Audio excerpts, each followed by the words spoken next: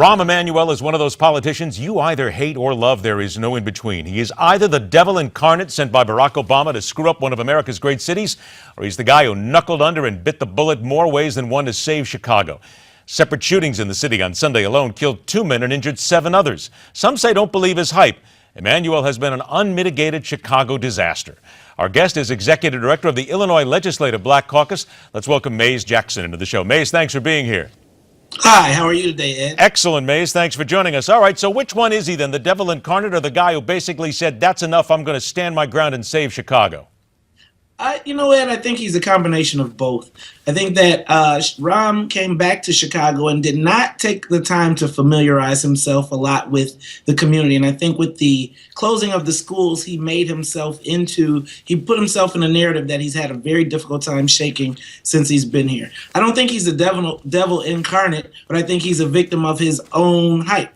Wasn't it necessary, though, for him to, and again, the schools you bring up are a great point because a lot of people were just hammering away at him, saying that he was hurting the inner city education. But he said, wait, we can't afford them. There's not enough people going there. I'm not trying to get on the side of Rahm Emanuel here, but I'm basically playing the devil's advocate, if you will, that maybe he is the guy who just needed to set down some hard rules to save this city.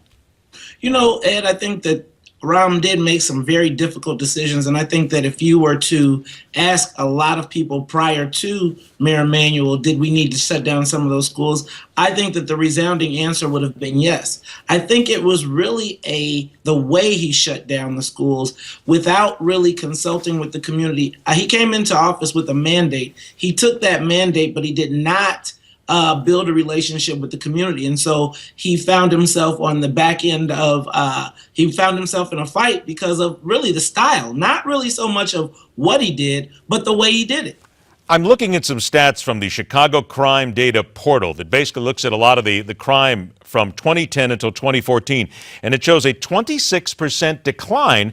However, they're keeping out murders in this that are not included in all of this. Is Chicago now a safer city than when he took office, or is he just going to get credit for other things that other people did? I don't think that Chicago is any safer than it's always been. I think if you look at the zip codes in which the murders and the violence occur, they are contained to some very limited zip codes. But I think when you are seeing murders and killings happening and they're on the news every day and every evening, it's it seems very disingenuous to say that crime is going down when you're seeing everyday sensationalized murders and killings. I'm looking at these runoff numbers right now between Jesus Garcia and Rahm Emanuel, and I'm looking at some of the numbers right here, and it would seem to indicate that, according to the Chicago Tribune, Rahm Emanuel leads 51 to 37%. It looks like he's going to still become mayor of Chicago. Would you agree that this is pretty much a done deal?